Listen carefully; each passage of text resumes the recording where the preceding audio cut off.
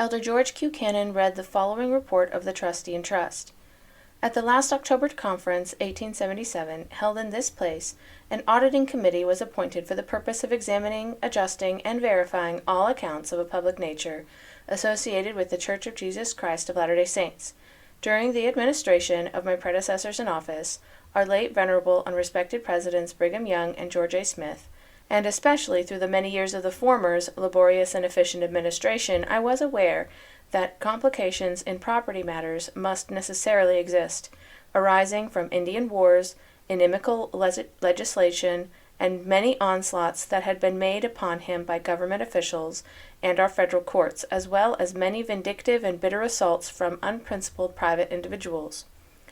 I was aware also that owing to some of the malignant prosecutions and persecutions, some of which were aimed at our public property, that he had taken measures in the interest of the Church to transfer certain public properties to his own name, to preserve them from the rapacity and spoliation of unprincipled men who sought to rob and despoil us of our property. These things are well known, and he has frequently mentioned them in public.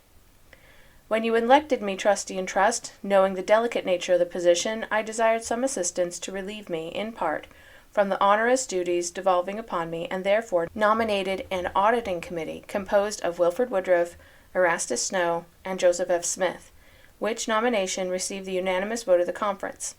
At the last April conference, Franklin D. Richards was added to the committee. This was considered proper in consequence of the multiplied labors of their investigation, and the necessity of the frequent absence of some of them upon other duties. With the same view, I proposed that the 12 apostles and counselors, and the presiding bishop, Edward Hunter, should be counselors to the trustee and trust, that everything might be thoroughly understood and perfect union exist, and also that the bishopric, be represented by its president, might be cognizant of all our acts and temporal affairs.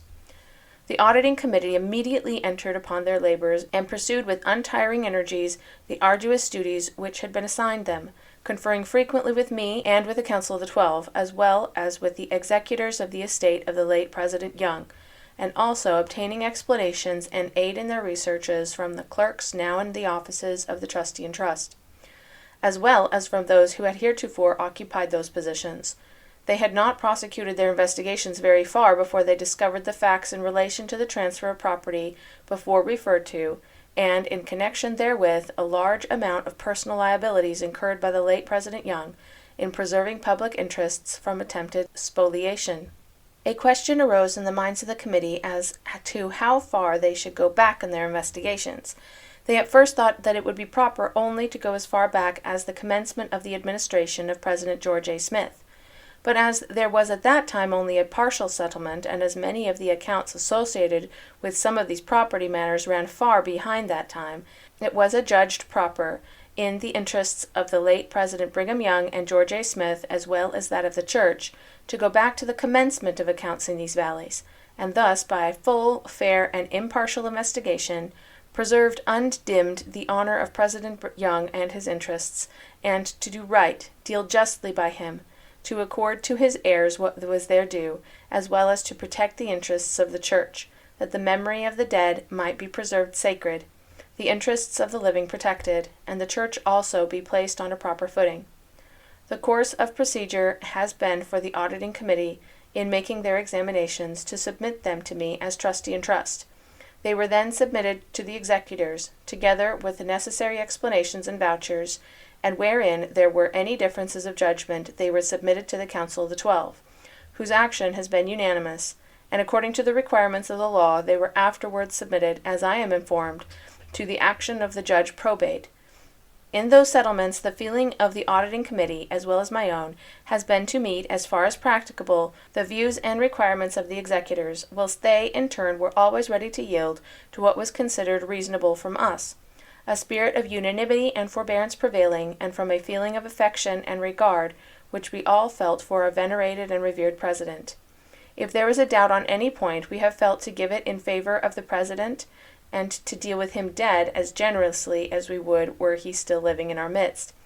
And we are persuaded that saints of the living God, who have so often in this place and throughout the territory witnessed his untiring energy, his unwavering fidelity, his burning zeal, and his indomitable perseverance in their welfare, in defense of the truth, in the building up of Zion, and the establishment of truth on the earth would say amen and feel, with us, to treat him and his kindly, generously, and magnanimously.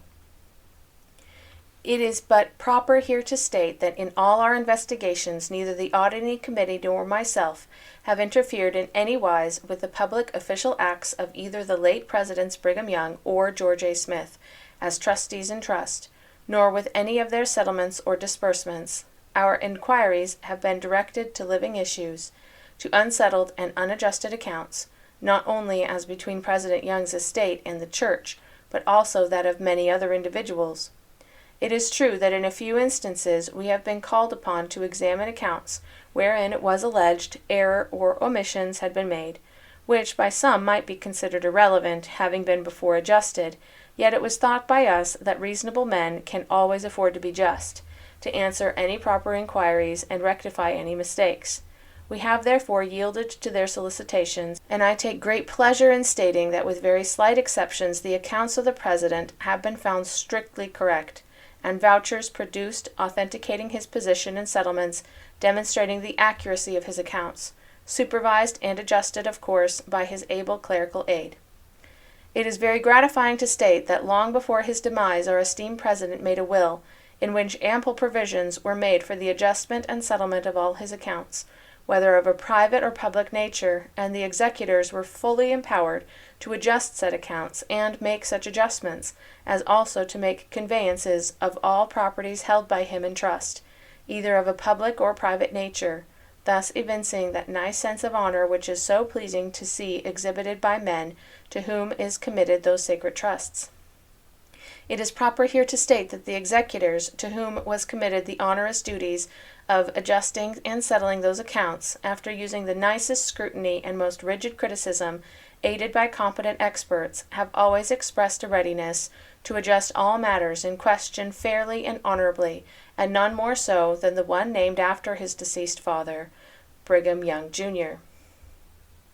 I also take pleasure in saying that your Auditing Committee, to whom was committed the unpleasant yet onerous duty of examining and adjusting such a variety of accounts, extending through so many years, after a laborious, careful, and exhaustive inquiry, assisted by the most competent clerical aid, have been enabled to bring their labors to a satisfactory conclusion, satisfactory to themselves, to the executors, and to the trustee in trust. I think, could President Young have been present, he would have said it was satisfactory to him. I hope it will also meet your approval. In this settlement we have mutually exchanged receipts. The trustee in trust and the Council of the 12 have given a receipt in full of all the demands to the executors of the estate of the late President Brigham Young, and have in return received from the executors not only the transfer of all properties and claims according to the Church, but an acknowledgment of the correctness of those claims. Thus has President Young not only made provisions in his will for the adjustment of these matters, but provided the means of settlement, which the executors have faithfully carried out.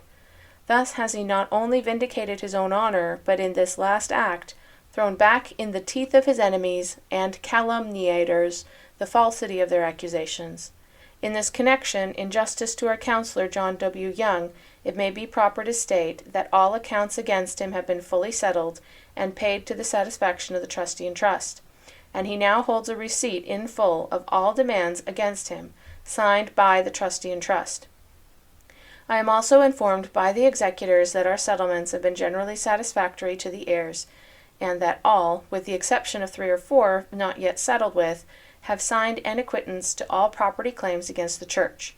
The particulars of the settlement can all be found on record in the proper place as to what property we have, where situated, or how secured, can be learned by the proper officers and authorities of the Church whenever occasion requires.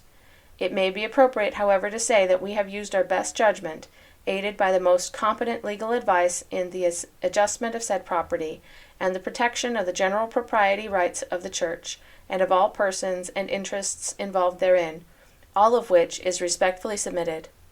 John Taylor, Trustee in Trust of the Church of Jesus Christ of Latter-day Saints. We agree in the above. Wilford Woodruff, Orson Hyde, Orson Pratt Sr., Charles C. Rich, Lorenzo Snow, Franklin D. Richards, George Q. Cannon, Brigham Young, Jr., Joseph F. Smith, Albert Carrington, Daniel H. Wells, Edward Hunter, presiding bishop. Counselors to the trustee and trust. The report was adopted by a unanimous vote.